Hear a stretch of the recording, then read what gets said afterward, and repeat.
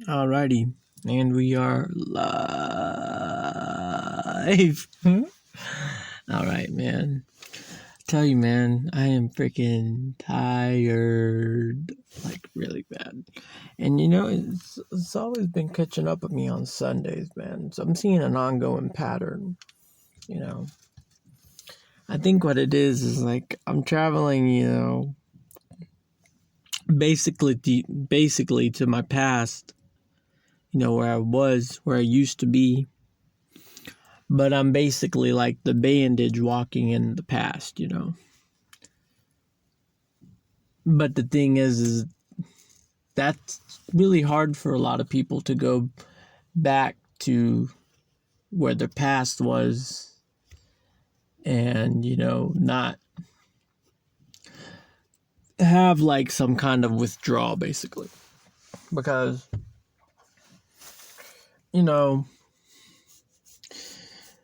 growing up, it was always like, I had to be in character type deal, just basically be someone I was not, and it's tough, because when you live that way, due to, the environment that you were growing up in, home life and school life, you suffer a lot due to the strict conditionings and sculpting of who you are trying to be, And when they completely strip you of your identity, they being the school, the environment, any kind of guardians or parentals, whatever, when you're constantly told, no, don't do that. No, that's not right. Don't need that.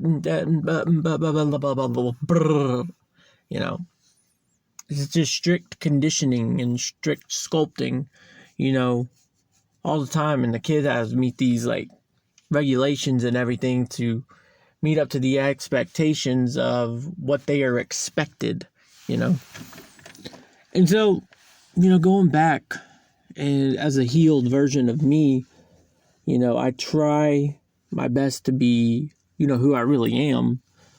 But it's also kind of hard to because, the old damaged me, as soon as it sees me acting, how I am, in where I used to be, it's like red flags going off in your head. What do you think you're doing, James? What do you think you're doing? Are you crazy? Are you really doing this? And the thing is I fight through it because honestly, I want my parents to see who I really am, and not see like the person that they raised, because that wasn't like anytime like my mom tries to reminisce with me about like a picture or something, there was a point to where I was telling her that's not your son, because it wasn't me. I was damaged. I mean, I was just mentally damaged from everything, like, so going back as a healed version of me, I don't know, and this used to happen a couple times, like maybe a few months back, but then it just stopped because I guess so much progress was happening. But the thing is progress is still happening, they are all adapting to who I really am. But, there's like a defense mechanism in the brain where it's trying to say, James, you used to be in here. You used to be here. What are you doing? Why are you acting like this? It's like a mental freak out from my past self, if that makes sense. And, it tries to take me into a paranoid state or something, just trying to kill the mood, basically. Like, my paranoid state of my old self is trying to kill the mood, basically. Trying to make me paranoid so I go reclusive how I used to be when I was growing up. I was a very reclusive child. So it's very hard to combat all that, and not get hit like hit, just mentally, because, you're mentally just trying to tough it out and try to tell the old you that you're basically healed. You're fine. You're fine. Everything is progressing. Everything is going good. But the old version of yourself, you have to remember, the old version of you has put in more time than the healed you, And that's kind of how I look at it. So, all I do is just try to noise it out, override it a lot, because I know a lot of change is happening, a lot of change in my job, a lot of change with my family, a lot of progress on their end, and it's just, it's beautiful, it blossoms beautiful, but the thing is, old me he's always going to be there. I was trying to have the conversation with my mom about, the old me, coming back, and I always have to, fight him out. When he tries to get me to think in a way that I used to think, now I can acknowledge that, hey, that's not correct. Why are you doing that? My mama, she couldn't really relate to what I was talking about, So, and I think what it is just a lot of the past conditioning through school, through the environment, through things that I have learned in the old environment that I used to be in. That stuff has been conditioned lock and key. And my caseworker and therapist, they rewired a whole lot within me. So the only way that I can explain it is it's like an old self,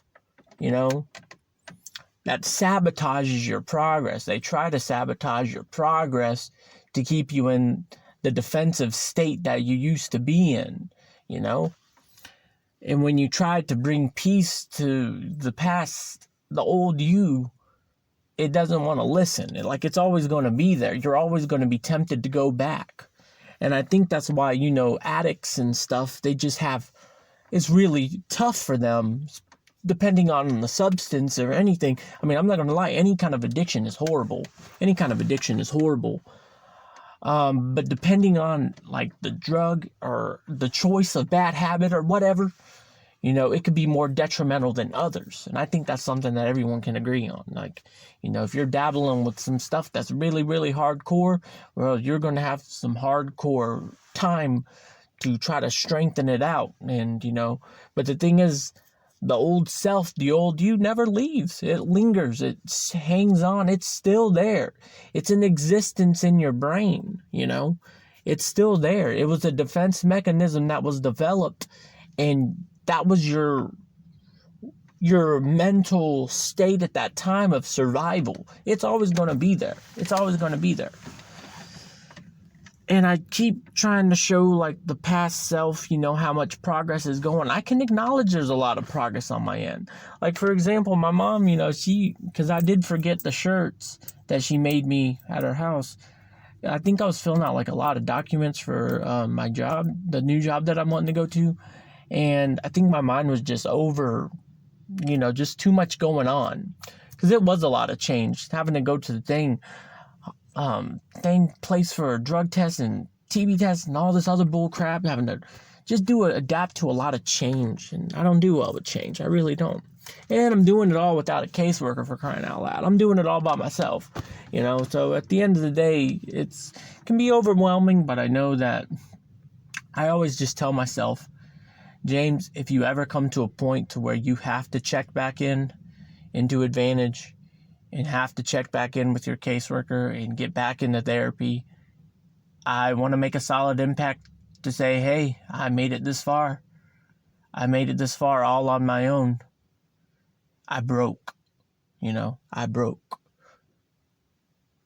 But I want them to know how far I went and how far I kept going until I finally broke. But the thing is I don't even feel like I'm going to break. It just takes a lot of time. I think it takes a lot of time for your old self to just come to terms that it's okay. It's okay. See, you got to remember, the old self, the old you, that's just a mental state. There's no convincing it. It is what it is. It already happened.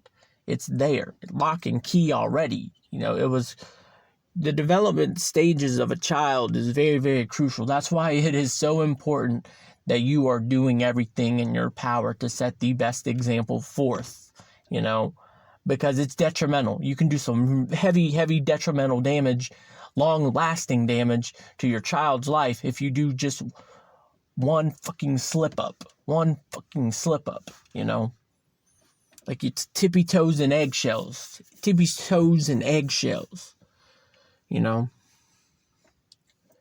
So man, I don't know, man. But I tell you, man, like, this is the second time, where my past self is just trying to intervene and just, he comes in every now and then, like he tries to talk me out of stuff. He always tries to make me think certain ways, try to make me think back in my old ideology, back in my old hateful days when I was just so hateful, And I always have to override him. I always have to tell him, hey, you're incorrect, dude. No, you're incorrect.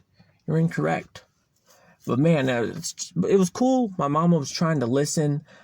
But at the end of the day, I wish I had someone that understood what the fuck I was talking about, But the only thing is though, I'm the only family member that went and got help,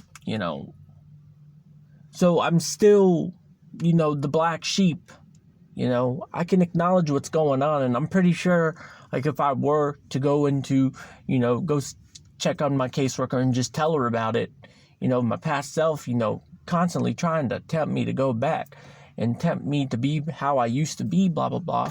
They'll probably tell me that it's just something normal, That's something you do when you're progressing with yourself, Because I can understand how the labyrinth of the mind works. And, the mind is a freaking complex tool as it is, But that's how I can explain it. And the cool thing was my mom was trying her best to listen and understand. She gave a response that she thought would put me to peace. And it brought me peace just hearing her try her best. That's what really brought me peace, and I just dropped it. Because I don't want to... One thing my caseworker told me, don't fixate on something you're never going to figure out, because you're going to overstress yourself, and then you're just going to be getting into all kinds of complexities, and then what? You're going to be overly stressed over what? Something that you can't really control. But you can control, always remember that you can control how you can respond to the situation. And that's what I do. I just tough it out and argue with the old me if he comes back, The old me was more of a comforting defense mechanism to everything, When you got a rough school life and everything, and, and then you also go home to an environment that's not the best, and it's like leaving school and then having the backlash of school come in, and then also dealing with whatever it is in the environment that you live in as well. It's just overly, it overcomes the innocent mind of a child, They get stressed, they get frustrated, and they stress out the mind to a point to where it goes into like a detrimental state eventually. And then next thing you know, the complexities of the mind is just going to frustrate them even further. And then they end up getting all these list of diagnoses and everything because they're not getting the proper treatment that they really need. But the thing is that it's so hard for them to acknowledge what's going on because the world's so huge, they don't even know what's going on. I'll never forget, man, going into the hospital, man. Like I said, those people don't care about your kids. They don't care about your kids. They can tell you on paper that they care about your kids, but those people in the fucking hospitals don't care about your kids. At least they didn't when I was in there. They did not when I was in there, so I'm pretty sure the damn place didn't change. Pretty sure those damn places did not change. They're just trying to figure out what's going on with your kid by pumping them up a pill, see what works and see what don't work, That's all it is. You're just a lab rat. You're just a lab rat. And, you're not helping anything. You're making it worse. Like, there's a lot that needs to be done. I'll tell you that. But, But it did bring me peace with my mom just trying to understand. She's trying her best, and it was so cute. Mom's like, James, you forgot your shirts last week, so I want to make sure you remember them this time. Because my mama did work her butt off making me these shirts for me. And so, it was cute, and I wanted to let her know, I didn't mean to leave them, Mom. I was probably stressed out about what was, all this change that I've been going on. I probably wasn't even thinking straight. But we put it to a place where I would remember to grab it. But it's so awesome seeing how much my mom's progressing. Like, she loves making shirts now. She's really found a very creative side of herself. She is actually trying to bond with me a lot today. And it was cute. We watched South Park, the pandemic special together. Because Mama was scrolling through stuff that we could watch together. And she was looking at the Mortal Kombat Scorpion's Revenge, and I was like, that's actually really good, but she didn't want to get into that because, it was an hour and 19 minutes. She has to go to work tomorrow. And so we watched South Park, and it was great. And, that's bringing me back to the person that I was when I was in my room, when I was reclusive in my room, because when I was reclusive in my room, I was watching stuff like South Park, and I would laugh like a maniac,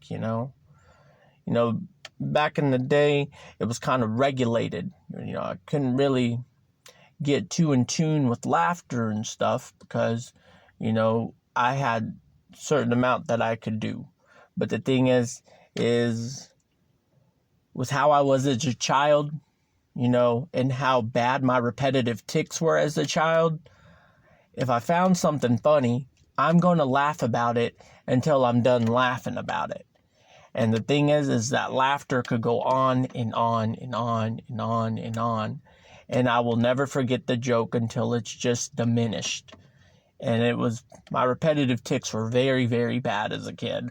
Very bad. So it was a lot of reclusive nature whenever, I was told to basically suppress the laughter when I couldn't, Like, I wanted to laugh at what I thought was funny. I wanted to get all my laughter out, And so, in my room, that's when I did all my laughter. That's where I did all my watching of South Park and all that stuff as a kid, Because I could be myself in the comfort of my own room, So, so I could have my repetitive tics and all that stuff. But sometimes, my repetitive tics would be heard, and I'd have to, sometimes, they would find it very annoying with some of the stuff that I did.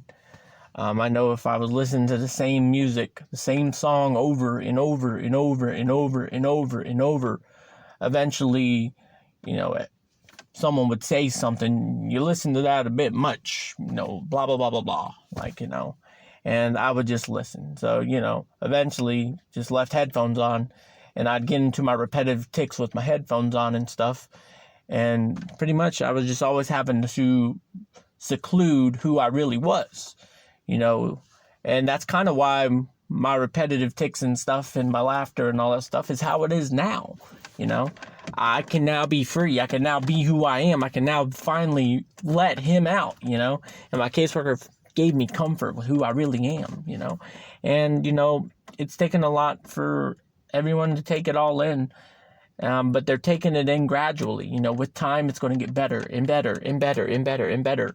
Me and my mom's relationship is going to get better and better and better and better and better. Me and my dad's relationship is going to get better and better and better and better and better.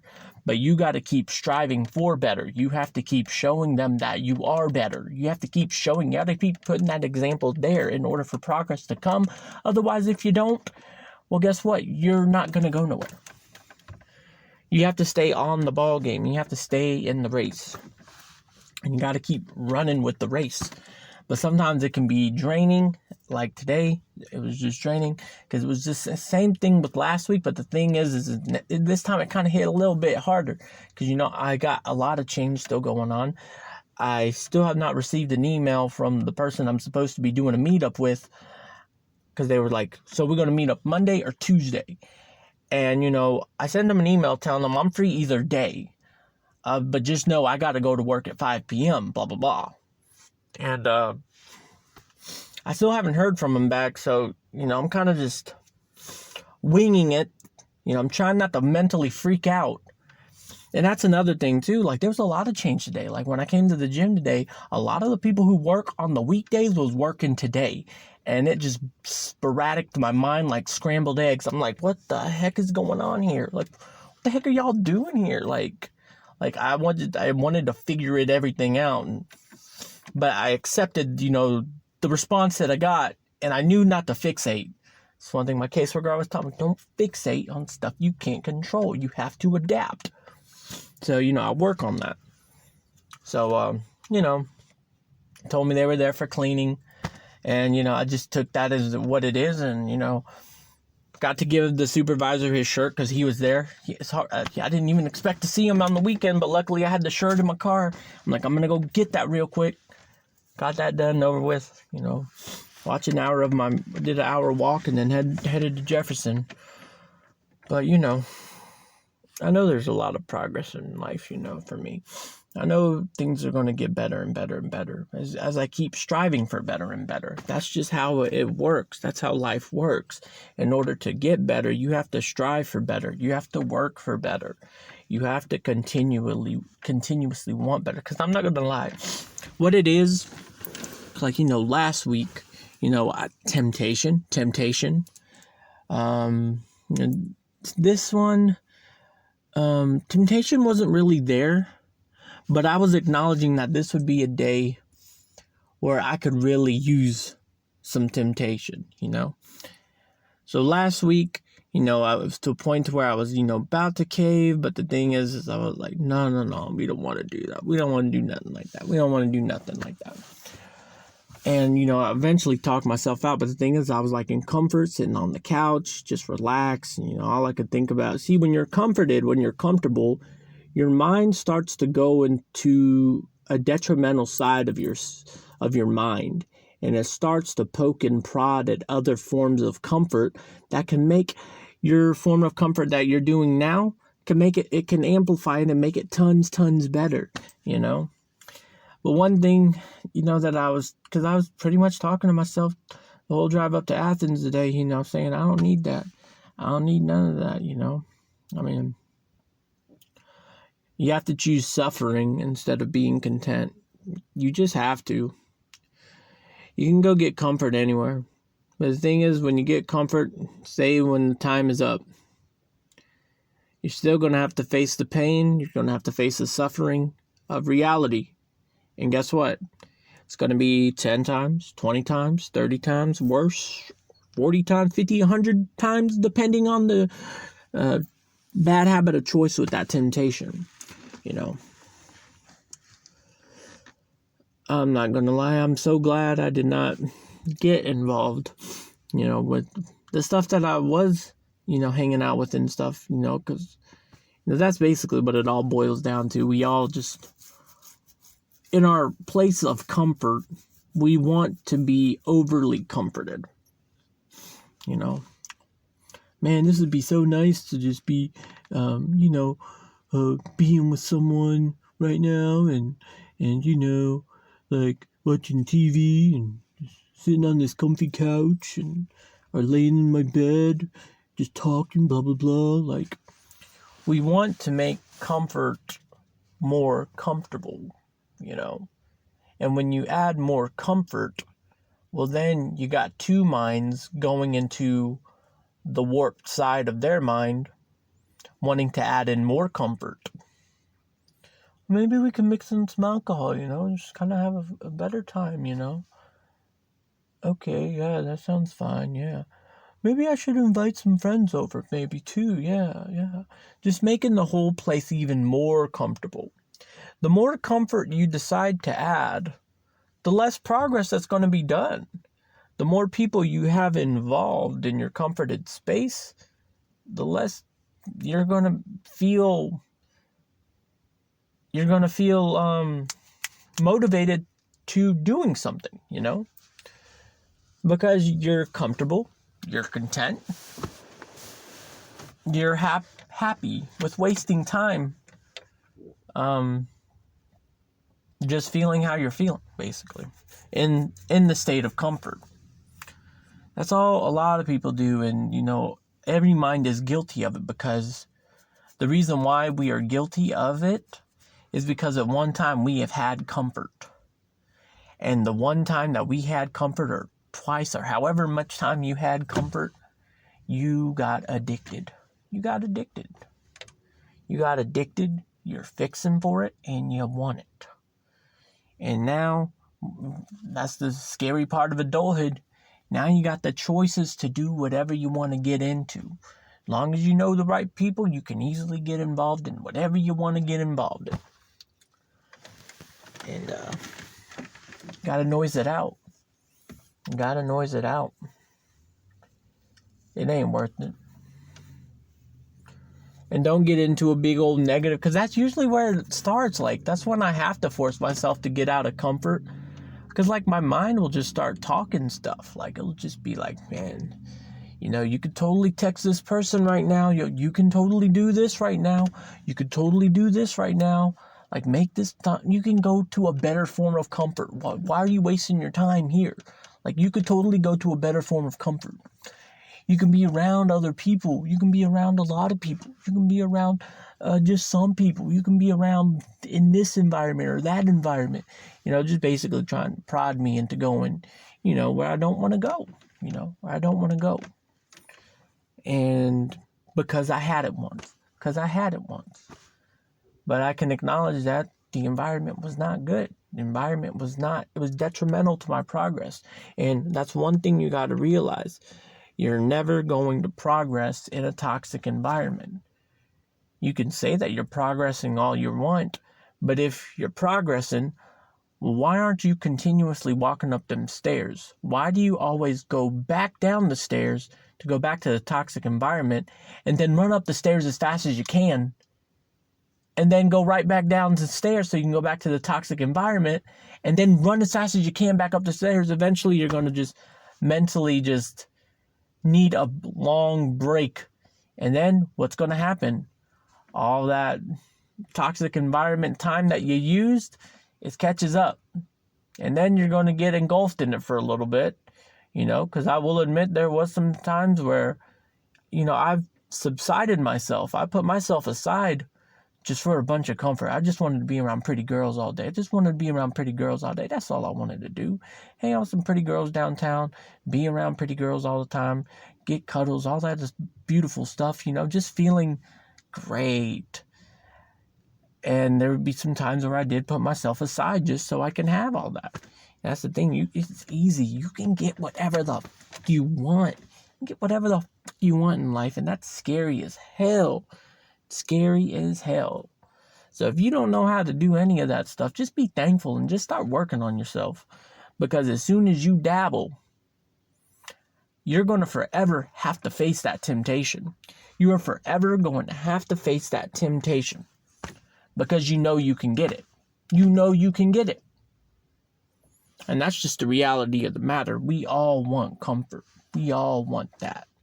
But the thing is we love to overly indulge in it. Why do you think people decorate their homes and apartments? They decorate them and amplify them and make them all home-like, because we want to amplify the amount of comfort in the place where we sleep. Sleep is just a recovery thing to keep you moving for the next day. But instead, we want to amplify, make everything all comfortable, where we don't want to leave home. And then, what happens? Well, I gotta go to work. I really don't want to leave. I love this place so much.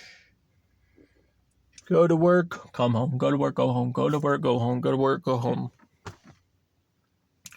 You make a prison out of your place of living. That is what we all do. That's what everyone does.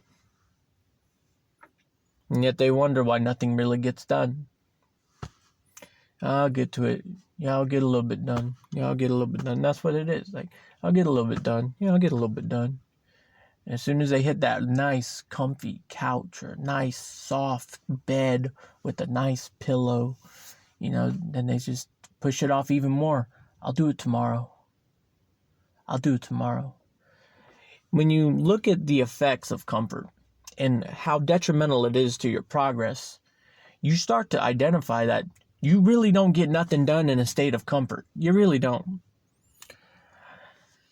And that is when, say you want to get on the state of comfort, say you found minimalism and stuff like that, and you got into books like Stoicism, and you're just reading a bunch of stuff, just getting you in tune with reality.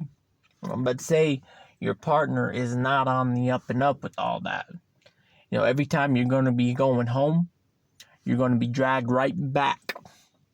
It ain't no different from going up the stairs and then going right back down the stairs to be in that environment. And then going right back up the stairs, and then you're never going to progress in a toxic environment. You need to be able to acknowledge this relationship don't work. I need to get going because you keep holding me back. I could be pushing myself 100 times more. But every time I come home, I am reminded that I need to be okay with being comfortable and content and not progressing, Because the relationships are supposed to be a teamwork. They are supposed to be a teamwork, and that's something that we all subside. We all put outside of our minds. No, differences is completely normal, and anger and all this stuff and arguing, and sometimes maybe my boyfriend will hit me and all this other stuff, but it's fine. It's completely normal because I hear it all the time in other relationships, and yeah, blah blah blah blah blah. Man, I hear some arguing in my apartment complex, and I'm like, geez, that's a toxic relationship. Jeez Louise, you hear some of the arguing that they do? Heck, one girl got removed out of her apartment in handcuffs. I'm just like, what in the world is going on here, man? People want comfort, and they will accept what is willing, They will accept what is willing and try to have ownership of it. But the thing is you got two people trying to have ownership of one another. Now, if you're in a toxic relationship and, you can acknowledge that there was a completely toxic relationship, but you moved out of it, you moved forward, you kept going. A lot of people have trouble breaking in the cycle of it because people want to look at, oh, but there's so much time invested, blah, blah, blah, blah, blah, we got to work through it. If the other person refuses to work through it, you need to be the one to say, I have to go. This is not working. And just keep moving. That's what you got to do. But normalized society forbids that. They forbid that. Because our society is sculpted for dysfunction to just be normalized. You're supposed to have an unhappy relationship. You're supposed to come home and drink your life away when you're home because you're in an environment that you don't want to be in. That's what we all normalize.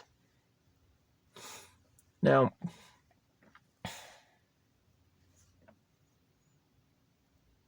you just have to be always on the up and up with everything.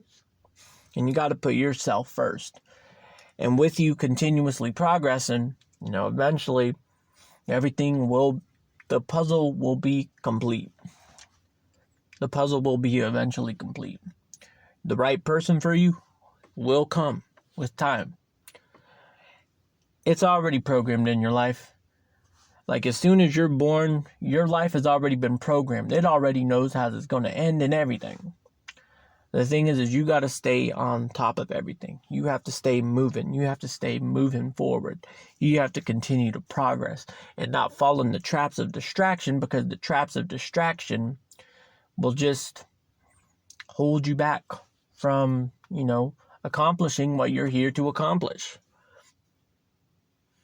And when you slip up, you might get into some relationships that you aren't supposed to be in.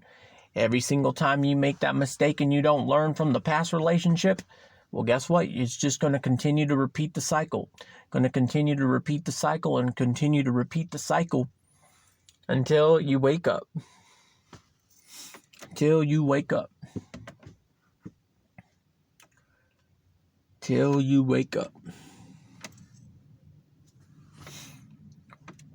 You got to listen to the wake-up call when it's provided, because if you don't, you're just going to continue to face it, and it's going to hit you harder and harder each time until you actually do wake up.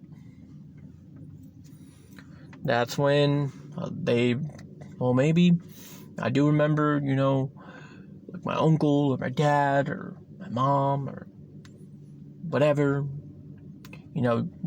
drowning out the environment with alcohol or something. Maybe that's what I'm supposed to do. Well, the thing is, every time you take that drink in that environment, you go down them flight of stairs even faster. Sure, you can probably do it a couple times. Make it right back up them stairs. But the thing is that climb gets harder and harder and harder every single time. Because it becomes a routine. Maybe you're doing more than alcohol. Maybe you're smoking cigarettes too. Maybe you're popping a pill or something. Pain pills or something like that. However much you choose, whatever you involve yourself into adapting in the environment, it's going to make it harder to escape. And one of the big ones in society is sex.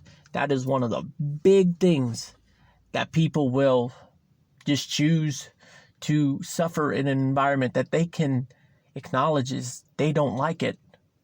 But if it provides them with that one thing, they're willing to do whatever they can because they're addicted.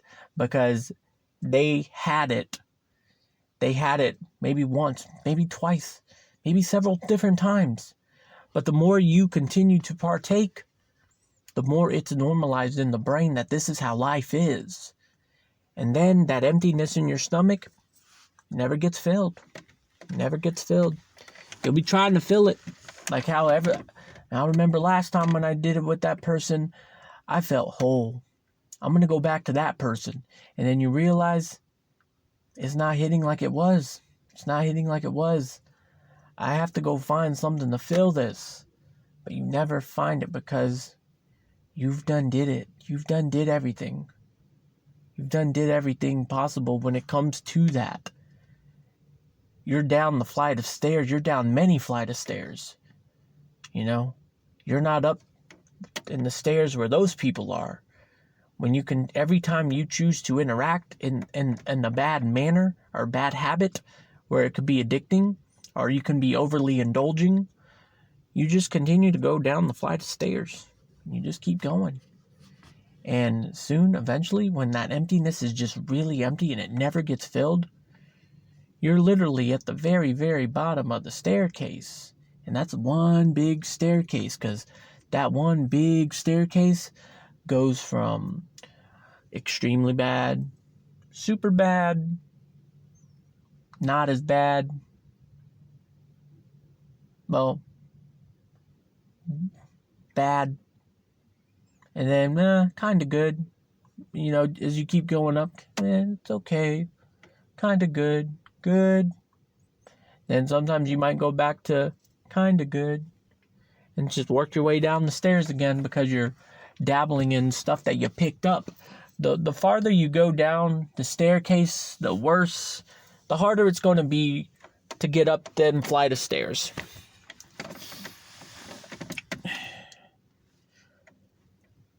That's the only way that I can break it down.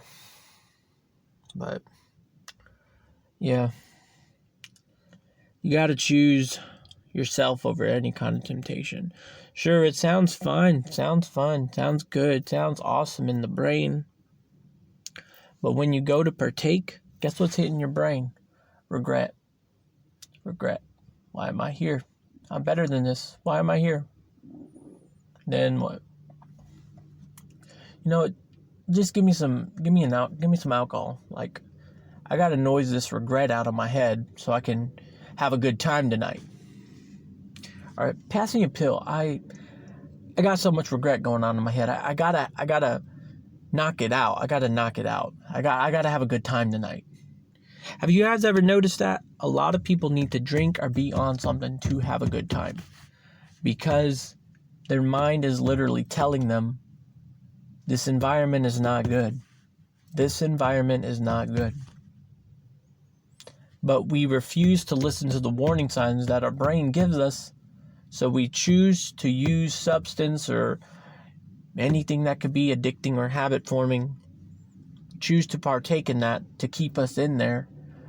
To have something to look forward to while being in an environment that we can easily acknowledge is not where we want to be.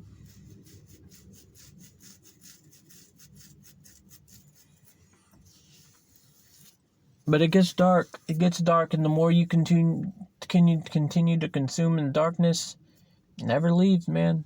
That temptation can be a B word sometimes, but just got to stay strong. Just like today, my mind was just telling me to go get Wi-Fi. At this one spot that I used to go to when I was homeless, just get Wi-Fi there and just go to my apartment and sleep. But I was like, nah. Because you know what I'm going to do as soon as I lay down? Sure, I'll just be, scrolling, looking at positive quotes, but then my mind's going to dwindle. Man, you were comfortable there for a while you were in Jefferson sitting on that couch, and now look at you. Now you're sitting here.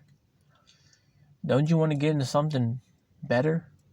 Don't you want to get involved, with people again? Don't you want to get involved with those people, And then, I can understand that they weren't your friends, but man, they supplied you with something that you loved. They supplied you with something that you loved and you were comforted by. Don't you want that again? Blah, blah, blah. You're always going to be battling it. You're always going to be battling. You're always going to be toughing it out. But as soon as you cave, guess what happens? All those flight of stairs that you have climbed, you're going to go right back down. And guess what? There's a big trap waiting for you, too. A big, giant trap. Big, giant trap. That's one thing that always comes in my mind when I get that. You were banned from there, James. You were banned from there last time, Yes, I can acknowledge that I'm probably unbanned from there now. But the thing is, I don't want to chance it. I don't want to hear it. I don't want to hear, well, where you been, dude? I haven't seen you in forever. Blah, blah, blah, blah, blah. I don't even want to hear that. I don't even want to hear none of that. I don't want to hear any of that. It's that's kind of how it is. That really is how it is. I remember one of the people, when I first got banned, she was like, oh, dude, just wait it out. Give it a couple months. They'll unban you. And then she was like, dude, I've been banned from here for 2 years. And eventually they unbanned me. And it's these are all signs in your head, you waited 2 years to get unbanned from this place? See, I don't want to be like that. I don't want to be that dependent on a place where they can have that control over me. Just ban him a couple months. He'll learn his lesson. Just ban him. Yeah, he'll learn his lesson.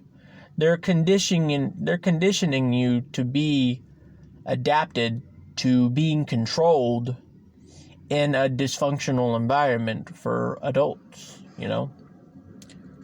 That's how it is. I mean, think about it. When you put in, substance and you're in a dysfunctional environment as is, belligerence is going to happen. It's going to happen. People are going to get belligerent. People are going to do stupid stuff. In my case, I got paranoid. I get paranoid. And that's just how it is. And of course, that's one thing my caseworker says. She says, James, your paranoia is not going to get better by continuing to be in the environment. But you know what I was there for? I was just there to be around pretty girls and to be loved on. Well, quote unquote love. It's not love. I can acknowledge that. That wasn't love. Those people weren't even my friends. They weren't. I can acknowledge that. I was just another number to bring those people comfort. That's what you got to look at it as. You're just an enabler to the environment by being there. That's all it is.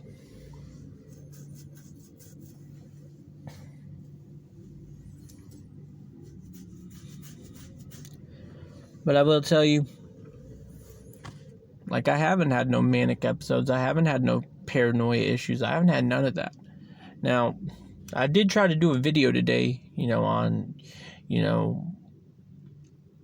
dealing with, violent tendencies. Because, back in the day, like I said, I used to be very, very hateful. Like, I used to be so hateful. I was filled with just violent tendencies in my head all the time. Like, I mean, some of those visions I would have in my head, it would be like a cinematic film. And it would play in my head over and over and over and over again, just tempting me to do what was in my head, just to lash out, But I always suppressed it. I suppressed it by writing. I would do horror writing. I would do a lot of horror writing. And I had to do it I was writing so much, back in those days, I was writing a lot just to suppress it all. But I mean, yeah, it was bad. And, like I said, the old self, the old you, the old ideology of you, the old way you used to think is always going to bug you from progress. Because it wants you to go back to where you were comfortable. You weren't comfortable. You were comfortable in your own defensive state, But the thing is, when you find out the world ain't even what you used to think it was, all that fear you had, all that stuff, it's not even like that. But the thing is now I have to continuously combat my old self into thinking how I used to think, There's all kinds of times where I just want to, my brain tells me, oh, James, you need to lash out. You need to lash out real quick, James. What are you doing? You need to lash out real quick. And I'm always like, no, shut up. Get out of my head. Because I can acknowledge that that's incorrect behavior, And, going off don't fix anything. All it does is disturb everyone's peace due to your dysfunction. You got to acknowledge it's a dysfunction. It's a dysfunction. And you let it overcome. You have to overcome it. You don't let it overcome your life. Because as soon as you broadcast, you're disturbing peace with others. And when you disturb peace with others, this creates corruption in your environment. And when you create corruption in your environment, guess what happens? Detrimental life if you continue. Because this is just detrimental for this one environment. But the thing is the impact that you make from exploding in that one environment, it lingers wherever you go. So you're always going to be a hothead. You're always going to be a ticking time bomb. You don't know when you're going to go, but as soon as it happens, boom. Up, another place down. More lingering, more environments to destroy, more peace to disturb. It just continues. And it attracts to you. And eventually, it just becomes so bad where people are just wanting to be away from you, And that's kind of how my mind, it used to be. I was just always, and the thing was, it was like, I carried myself, very good. I was very silent. But when I was at work, I was a completely different person. I was so talkative. I was so happy. But as soon as I left, I was a completely different person. I was a completely different person. But I always had violent tendencies in my head all the time. And that was developed through just my extreme severe paranoia I had as a kid. Just extreme severe paranoia. And, so now, of course, I always have to put my old self in its place, show it who's boss, and, just suppress it. Say, hey, this is how it's going down because I know how life really is. And I know you're just lying to me. I understand you're trying to protect me and all, but you're protecting me from nothing. And that's how you got to do. You got to put it in put it in its place.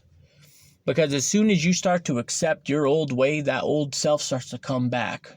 And then what do you know? You're going to start dressing how you used to dress, looking how you used to look, start having the same demeanor that you had back then. And then eventually you're just going to be going down the flight of stairs and end up back where you was when you were growing up or something like that. Or back whenever it was a rocky road and you found comfort in this identity that you had, you know? See, I'm always having to do that. For example, I wanted to go over some things in that video, but the thing is I couldn't do the 10-minute time frame in the Instagram video. That's why I like the podcast. Podcast, I can just go on and on and on, be sporadic, talk. Like, it's great. I don't give a fuck if anyone listens. I don't care. I'm doing it for myself. This is to help me get everything out. And hey, if someone wants to listen, here, take a listen. You know, one thing that really just always got me, man, it used to. I'm talking about old self on stuff that I used to make me blow up and explode, and where I was a ticking time bomb towards. Number one, stereotypes. Stereotypes are put here on Earth to make people predictable. That's all it is. And I cannot stand when people try to stereotype me. I used to not be able to stand it. Like, of course, now, whenever someone does try to stereotype me, I will educate them on how that is a stereotype. And I will give them the information that they need to not think like that. But of course, back in the day, I would be so offended. Like how someone can stereotype me.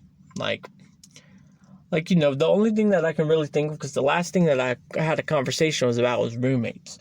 And see, one thing that I can't stand is the stereotype between a male and female. I cannot stand those stereotypes. I really cannot. I cannot stand them because it's stupid. I mean, it breaks down to being really stupid. Like, oh, just because that's a girl, yeah, you can eventually have sex with her. That's incorrect. That's totally incorrect. Like, not everyone's going to want to fucking sleep with you. Like, who cares if it's a girl?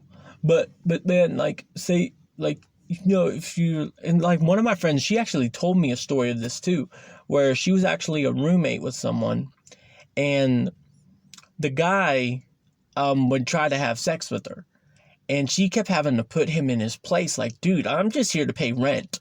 Like, I am not here for that. Like, and the thing is she was like, yeah, it must have worked with some girls that he roommated with, but it didn't work on me. That's because we are stereotyped to think this stuff is normal. Like, you know? And the thing is when you put someone in such an uncomfortable situation, there's always that chance that they can go into it because they're in fear of what could happen. What's the worst that could happen? Like, if I told this person no. Like, nowadays, people get belligerent. People get stupid. People get stupid over rejection. And it's like, so stupid. It's like, so they told you no? Who cares? People get stupid over that stuff, though. People lose lives over that stuff. If you don't sleep with someone, like, they will literally blow your mind. Like, kill you. Like, it's just like, what in the world? I tell you, it's a very scary place for a girl. And that would be scary. You know, you're trying to come up in the world and be independent, and then you have someone who constantly, you know, annoys you about sleeping with them. Like, that would be so scary. Like, that would be scary in my opinion. In my opinion, I think that would be scary. But the thing is they are so used to it, instead of, you know, standing up for themselves and setting the boundaries that need to be set, well, they just go with the flow. And then that creates a dysfunction in both parties, you know. I mean, it's both parties that are guilty of it. And the thing is they think that everyone is on the bandwagon of the stereotype because of the statistics of people that do that, you know. But the thing is they don't understand that this is a stereotype. You don't have to do that. You don't have to live like that. You don't have to do any of that. Like, I don't understand, but I always didn't like, you know, like, say if I was nice to someone, that they would automatically assume that I liked them. Like them as in, like, a crush or something. It's like, what? I don't even know you. Like, what? Because I was kind? last I checked, I just thought that was just a really good gesture to have. It was just very good to be a kind person, but all of a sudden in society, it's a form of flirting because a lot of people are manipulated through kindness. You're kind to someone, they'll bite on the fishhook, and if you want to take advantage of someone's mental well-being as a living human being, well, you do that, but the punishment is going to be more detrimental to you. That's what I mean. Like, there's even sometimes, like, my mind even brings up, dude, you could totally take advantage of this situation. And I will have to say, no, I'm not going to do that. Because then I'd have to live with it.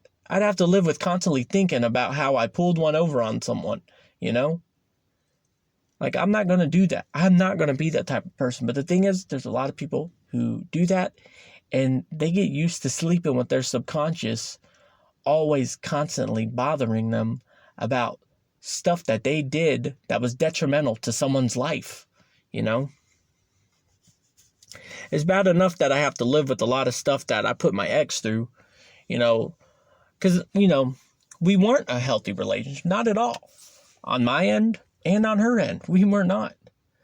But to this day, like, there's always stuff that reminds me in my brain of that I did. And, you know, I did one of these a couple months ago or something like that. I did send her an apology, you know, about stuff that I might have did that really corrupt. Because what I was doing was, when you're accepting of a relationship, you're accepting their dysfunction and they're taking in your dysfunction. So therefore, your problems become their problems and their problems become your problems.